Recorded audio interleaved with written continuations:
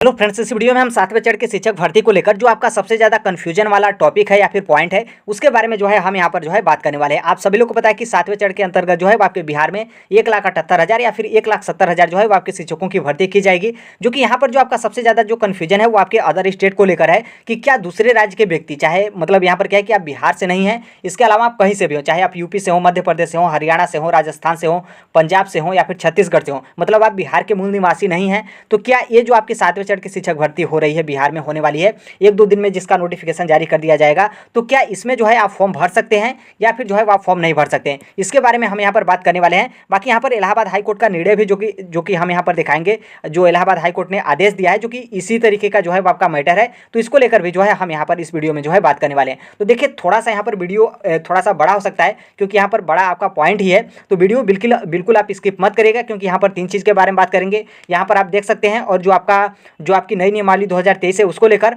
और क्या आपका इलाहाबाद हाईकोर्ट का निर्णय था, जिस निर्णय के आधार पर जो है आप बिहार के शिक्षक भर्ती में भी जो है आप फॉर्म भर सकते हैं, आप शामिल हो सकते हैं। तो इन तीनों के बारे में जो है हम एक एक करके बहुत मतलब अच्छे तरीके से, बहुत फास्ट तरीके से जो है हम यहाँ पर बात करने वाले हैं। तो देखिए, यहाँ पर क्या है कि ये थोड़ा सा आपका पुराना न्यूज़ है, लेकिन ध्यान ये रखना है कि ये जो आपके 7वें चरण की शिक्षक भर्ती है इसी का जो है आपका न्यूज़ है। जब 7वें चरण की शिक्षक भर्ती के बारे में बोला जा रहा था और उस टाइम पे बोला जा रहा था कि आपका मतलब मेरिट के बेस पर जो है आपका एग्जाम होगा, तो उस टाइम पे यहाँ पर न्यूज़पेपर में दिया गया था कि बिहार निवासी ही जो है बनेंगे राज्य में प्रारंभिक स्कूलों में जो है वो शिक्षक। मतलब उस टाइम से ही जो है बिहार सरकार है वो जो है वो अपना प्रोग्राम वगैरह जो है लॉन्च, या फिर जो रूल वगैरह है उसमें जो है संशोधन जो है गवर्नमेंट की तरफ से किया जा रहा था कि जो अदर स्टेट के कैंडिडेट हैं वो बिहार में जो है उस शिक्षक भर्ती में शामिल नहीं हो पाएंगे। तो इसलिए यहाँ पर न्यूज़पेपर में दिया गया था कि बिहार निवासी ही जो है वो बनेंगे राज्य के प्रारंभिक स्कूलों में जो है वो शिक्षक। जो कि जो आपके 7वें चरण की शिक्षक भर्ती जो इस टाइम पे चल रही है वो यही जो है वो आपके 7वें चरण की शिक्षक भर्ती उस टाइम पे आने वाली थी। तो इस तरीके का न्यूज़ जो है वो आपका सामने आया था, तो यहाँ पर उसके बारे में हो गया।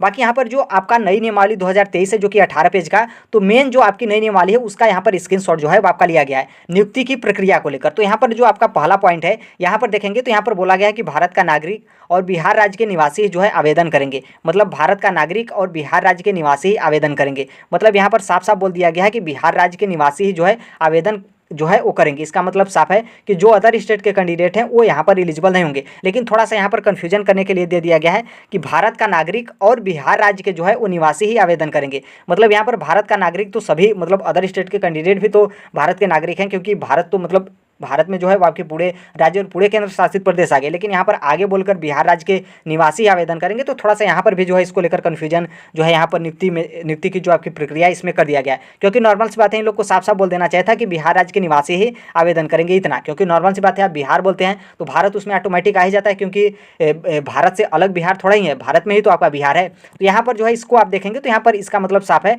कि आप आवेदन नहीं कर सकते हैं, मतलब अदर स्टेट के कैंडिडेट। मतलब यहाँ पर क्या है कि आपका डोमिसाइल सिस्टम जो है वो आपका लागू रहेगा। जो बिहार के मूल निवासी हैं वही जो है यहाँ पर 7वें चरण के शिक्षक भर्ती में जो है शामिल हो पाएंगे।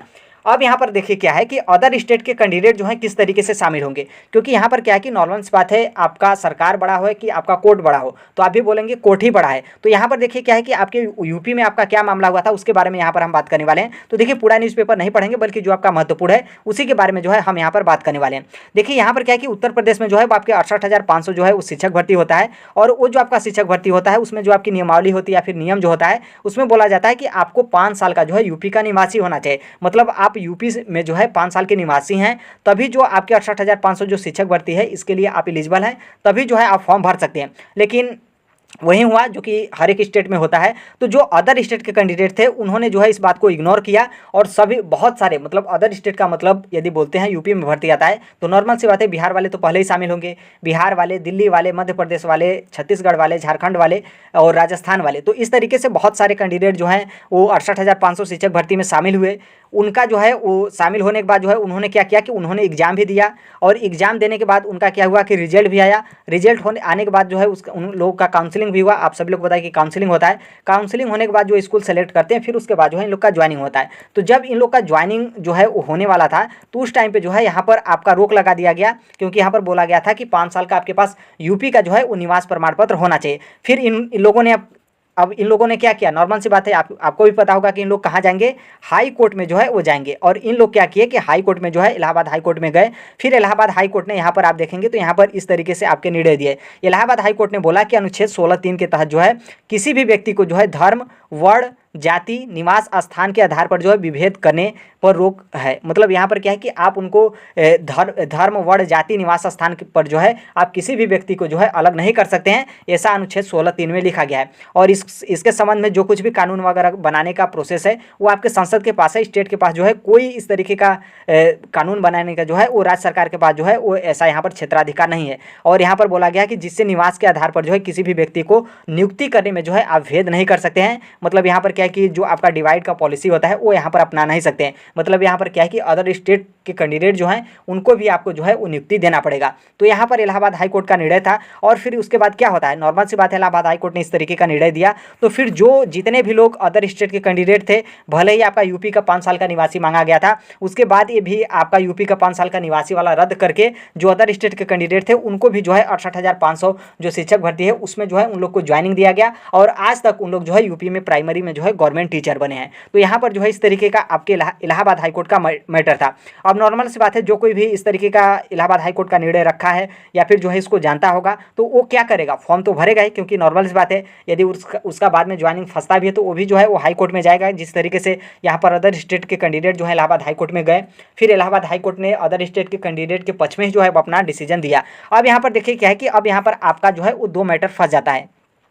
पहला मैटर यहाँ पर यह है कि स्टेट गवर्नमेंट बोल रही है कि दूसरे राज्य के व्यक्ति जो है वो 7वें चरण के शिक्षक भर्ती में शामिल नहीं हो पाते हैं। लेकिन यहाँ पर कोर्ट क्या बोलता है कि किसी भी व्यक्ति को जो है हम निवास, वर्ण या फिर जो मतलब वर्ण हो या फिर जाति हो या फिर धर्म हो या फिर निवास स्थान हो, उसके आधार पर जो है हम उनको विभेद नहीं कर सकते हैं। मतलब यहाँ पर सरकार बोल रहा है कि आप शामिल नहीं होंगे और कोर्ट बोल रहा है कि शामिल जो है आपको होना है, आप शामिल हो जाएंगे, कोई दिक्कत जो है आपको नहीं होगा। और जो आपका रिजर्वेशन वगैरह है तो ये आप लोगों को भी पता है कि जो अदर स्टेट के कैंडिडेट आते हैं तो उनको जो है रिजर्वेशन नहीं मिलता है। लेकिन यहाँ पर गवर्नमेंट बोल रही है कि आप फॉर्म ही नहीं भर सकते। तो यहाँ पर इस तरीके का मैटर है। बाकी देखिए यहाँ पर क्या है कि हम आपको 3 न्यूज यहाँ पर जो है वो बताए। एक तो यहाँ पर बोला गया है कि जो आपके बिहार के निवासी हैं वहीं आप शिक्षक भर्ती में शामिल हो पाएंगे, जो बिहार का 7वें चरण का शिक्षक भर्ती हो रहा है। और उसके अलावा जो आपकी नियुक्ति की प्रक्रिया है इसमें बोला गया है कि आप भारत के नागरिक होने चाहिए और जो है वो बिहार राज्य के निवासी होना चाहिए, तभी आप आवेदन कर सकते हैं। और बाकी यहाँ पर जो आपका तीसरा है कि यहाँ पर इलाहाबाद हाई कोर्ट ने किस तरीके से यूपी का निवासी मांगने के बाद भी जो है इलाहाबाद हाई कोर्ट ने क्या किया कि उन लोगों को जो है वो शामिल कर लिया, दूसरे स्टेट के कैंडिडेट को। उत्तर प्रदेश में 68,500 शिक्षक भर्ती, जो 68,500 शिक्षक भर्ती हुआ था उसमें।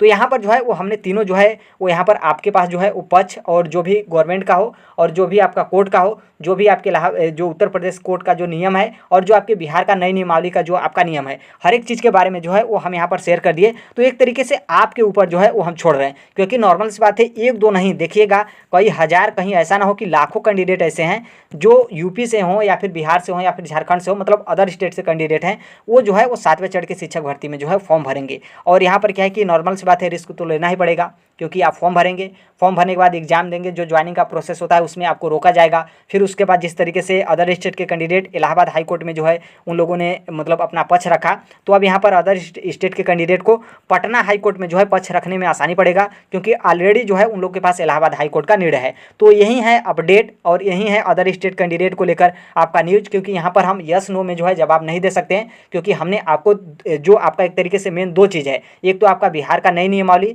जिसमें अदर स्टेट के कैंडिडेट को शामिल नहीं किया जा रहा है, और एक आपका यूपी का इलाहाबाद हाई कोर्ट का निर्णय जिसमें यूपी में जो शिक्षक भर्ती हुआ था उसमें यूपी का निवासी मांगा गया। उसके बाद भी जो है कोर्ट ने निर्णय दिया कि अदर स्टेट के कैंडिडेट को भी जो है शामिल किया जाए। हम इस तरीके से जो है निवास के आधार पर जो है उनको डिवाइड या फिर उनसे जो है हम यहाँ पर विभेद जो है वो नहीं कर सकते हैं। तो आई होप आप समझ गए होंगे। बाकी इसके अलावा हम यहाँ पर बता दें कि आप भी जो है वो सीटेट जुलाई 2023 हो या फिर यूपीटीटी 2023 का भी आपको नोटिफिकेशन 1-2 महीने के अंदर जो है वो देखने को मिलेगा। इसके बाद जो है यूपीटीटी के बाद आपका सुपर टीटी होगा, जो कि 2024 का जो लोकसभा इलेक्शन है उसके पहले ही सुपर टीटी की संभावना है, क्योंकि 5 साल जो है आपका यूपी में सुपर टीटी का एग्जाम मतलब जो आपका 5 साल हो गया, जब 5 साल के बाद मतलब 5 साल यहाँ पर जो है आपके समय हो गए, जो कि अभी तक जो है आपके उत्तर प्रदेश में शिक्षक भर्ती का किसी भी प्रकार का एग्जाम नहीं हुआ और कोई जो है आपकी शिक्षक भर्ती को लेकर भर्ती वगैरह जो है आपका नहीं आया। तो इसलिए मैक्सिमम चांस है कि 2024 के लोकसभा इलेक्शन से पहले जो है वो आपको यूपी में भी जो है उस शिक्षक भर्ती का नोटिफिकेशन जो है वो देखने को मिले।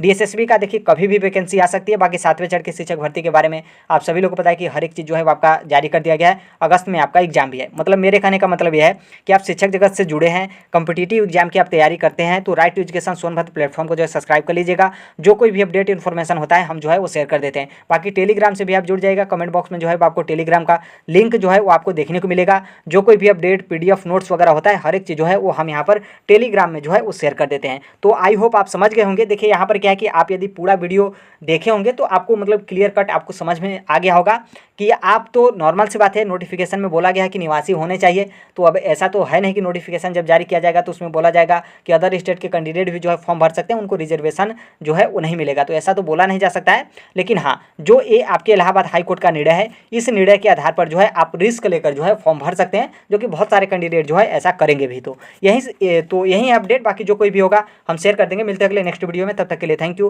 Bye bye, take care, all the best. Thank you for listening, God bless you all, thank you.